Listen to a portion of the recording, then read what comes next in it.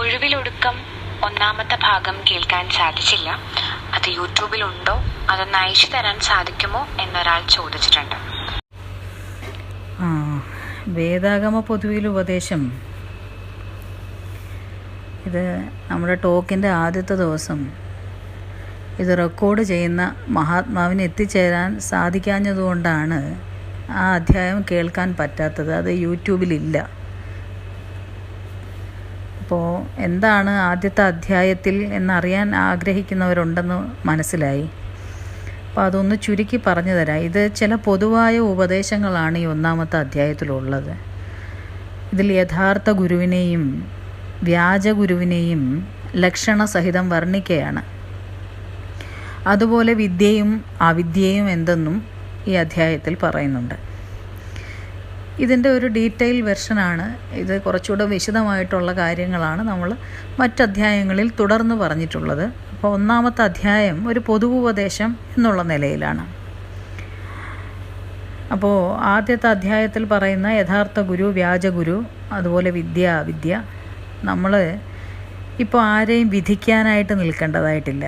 ഒരു പുൽക്കൊടിയും ഒരു എറുമ്പിനും വരെ പ്രപഞ്ചത്തിൽ അതിൻ്റേതായിട്ടുള്ള റോളുകൾ നിർവഹിക്കാനുണ്ട്.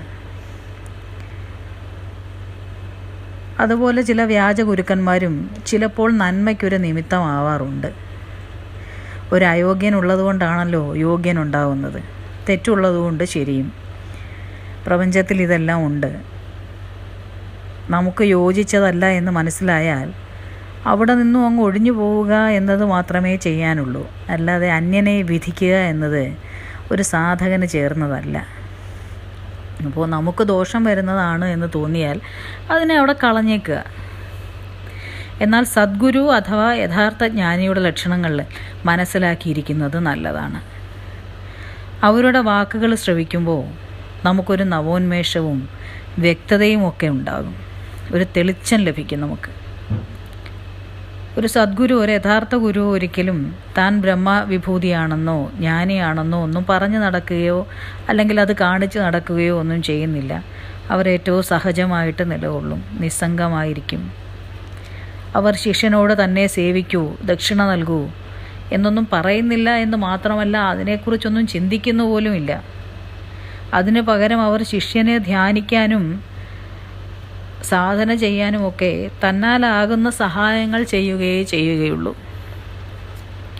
അങ്ങനെയുള്ള ഗുരുവിനെ വന്ദിച്ചും സേവിച്ചും ഒരു സൂചിയിൽ കോർത്ത നൂലുപോലെ അനുഗമിച്ചും ഗുരുകൽപ്പന അനുസരിച്ചും പോകുന്ന ഒരു സാധകന് തീർച്ചയായും ഗുണം ലഭിക്കും. ഗുരു നമ്മോട് നീ ആ പുലിയുടെ വായിലേക്ക് പോകൂ എന്ന് പറഞ്ഞാൽ ഒരു നല്ല ശിഷ്യൻ ഒരു സംശയവുമില്ലാതെ അങ്ങോട്ട് നടക്കും. അവിടെ സംശയമൊന്നുമില്ല. പേടിക്കണ്ട, ഒരു സദ്ഗുരു നീ പുലിയുടെ വായിലേക്ക് പോകുന്നൊന്നും പറയില്ല. പക്ഷേ ശിഷ്യൻ്റെ സമർപ്പണം അത്രത്തോളം ആയിരിക്കണമെന്ന് സൂചിപ്പിക്കുകയാണ്. അപ്പോൾ ഇത്തരത്തിലുള്ള പൊതുകാര്യങ്ങളാണ് ആദ്യ അധ്യായം. അപ്പോൾ ഇനിയൊരവസരം ഉണ്ടായാൽ അതും ചേർത്ത് നമുക്ക് വായിക്കാം.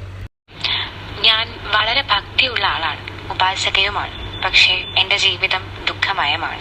പിന്നീട് കുറച്ച് വ്യക്തിപരമായിട്ടുള്ള കാര്യങ്ങളാണ് എഴുതിയിരിക്കുന്നത്.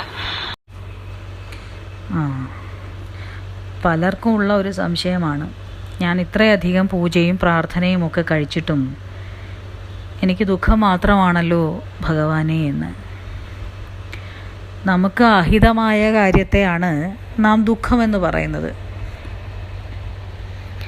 ആശ്ചര്യമെന്ന് പറയട്ടെ, നമ്മുടെ ദുഃഖങ്ങൾക്ക് പലപ്പോഴും പരിഹാരം ഉണ്ടാവില്ല. അത് അനുഭവിക്കേ നിവർത്തിയുള്ളൂ എന്ന് വരുന്നു. ദുഃഖങ്ങൾക്കൊക്കെ മൂലകാരണം അഥവാ ഹേതുവായിട്ടിരിക്കുന്നത് അവിദ്യയും അവിദ്യയാൽ ഉളവാകുന്ന മോഹവും മോഹത്താൽ ഉളവാകുന്ന കർമ്മങ്ങളുമൊക്കെയാണ്. അപ്പോൾ ഈ ഇമെയിലിൽ പ്രധാനമായിട്ടും നേരത്തെ വായിച്ചു കേട്ടപ്പോൾ മനസ്സിലായത് പുത്രദുഃഖം വലയ്ക്കുന്നു എന്നാണ്. പുത്രൻ സ്വന്തം ഇച്ഛകൾക്ക് വിപരീതമായി പ്രവർത്തിക്കുന്നു, കോപശീലം കാണിക്കുന്നു, മാതാപിതാക്കളെ വെറുക്കുന്നു. ഈ പറയുന്ന പുത്രന് ഇതിനൊക്കെ അയാളുടേതായിട്ടുള്ള ചില കാരണങ്ങൾ ഉണ്ടായേക്കാം. നമ്മളെപ്പോഴും നമ്മുടെ പക്ഷത്തു നിന്ന് മാത്രമാണല്ലോ കാര്യങ്ങളെ കാണാറ്. അപ്പുറത്ത് നിൽക്കുന്നവൻ്റെ പ്രശ്നം നമ്മുടെ പ്രശ്നമല്ല പലപ്പോഴും. അത് സ്വാഭാവികമാണ്, മനുഷ്യരല്ലേ.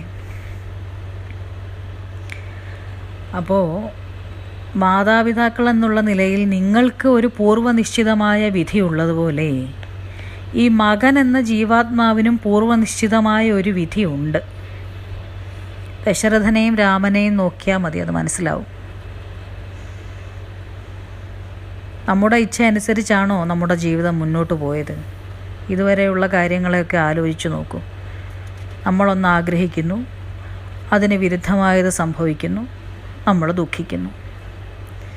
അപ്പോൾ ജീവിതം ഇത്തരം സംഭവ വികാസങ്ങളുടെ ഒരു നൈരന്തര്യമാണ്, ഒരു ചങ്ങലയാണ് എന്നേ നമുക്ക് മനസ്സിലാക്കാൻ പറ്റൂ. അപ്പം ഇതിനൊക്കെയുള്ള ഒരേ ഒരു പരിഹാരം, ഈ ജഗത്തും അതിലെ കളികളും ഈ ശരീരവും ഈ ശരീരത്തോട് ബന്ധപ്പെട്ട മറ്റു രൂപങ്ങളുമെല്ലാം അല്പകാലം മാത്രമുള്ള ഒന്നാണ് എന്ന് മനസ്സിലാക്കുകയാണ്. അതിനുള്ള വഴിയാണ് ആത്മീയമായ മാർഗം. അനിത്യമായതിനെ തിരിച്ചറിഞ്ഞ് നിത്യമായതിനെ സ്വീകരിക്കാൻ നമ്മൾ നമ്മുടെ മനസ്സിനെ പാകപ്പെടുത്തുക. കുറച്ച് ശ്രമകരമാണ് അത്, വളരെ ബുദ്ധിമുട്ടായിട്ട് ചിലപ്പോൾ തോന്നും. ബുദ്ധിമുട്ടിയായാലും അതിലേക്ക് വരാൻ പറ്റിയാൽ വളരെ നന്നാണ്. അതുമാത്രമേ ഈ ദുഃഖത്തിനൊരു നിവൃത്തിയായുള്ളൂ. തൻ്റെ ഉണ്മ എന്താണെന്ന് മനസ്സിലാക്കുക. താൻ ഈ കാണുന്ന ശരീരമോ ഇതുമായി ബന്ധപ്പെട്ട് നടക്കുന്ന കളികളോ ഇതിനെ കളിപ്പിക്കുന്ന മനസ്സോ അല്ല എന്ന സത്യത്തെ സാധിക്കുമെങ്കിൽ അല്പമെങ്കിലും ഒന്ന് ആ സത്യത്തെ ഉൾക്കൊള്ളാൻ നമ്മൾ ശ്രമിച്ചാൽ ക്രമേണ നമുക്ക് നമ്മുടെ ദുഃഖങ്ങളിൽ നിന്നും മുക്തരാവാൻ കഴിയും.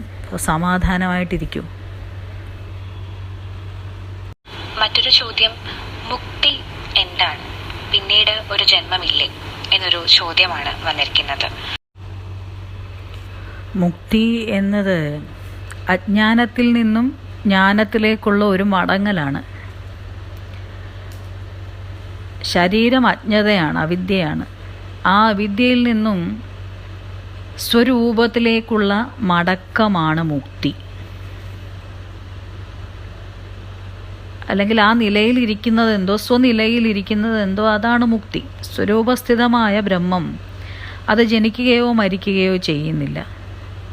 ജീവബോധം പൂർണ്ണമായും നശിച്ച് സ്വരൂപം അഥവാ ബ്രഹ്മം തന്നെയായി തീർന്നാൽ പിന്നെ ജനനവും മരണവും അവിടെ ഇല്ല.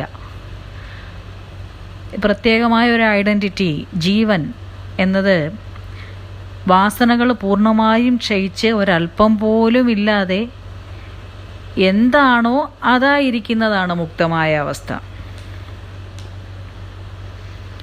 ജീവബോധം പൂർണ്ണമായും അടങ്ങിയാൽ പിന്നെ ബ്രഹ്മം അഥവാ ചൈതന്യം മാത്രമേ ഉള്ളൂ.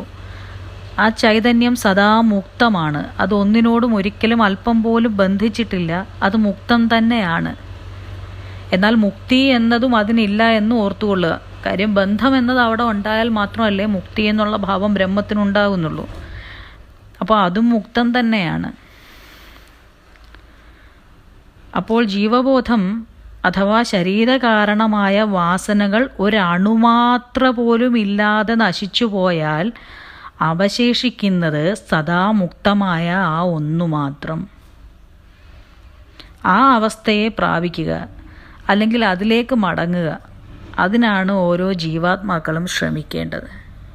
ആ നിലയിലേക്ക് മടങ്ങിയെത്തുന്നത്, സ്വനിലയിൽ തന്നെ ആയിരിക്കുന്നത് എന്തോ അത് മുക്തം, അതാണ് മുക്തി.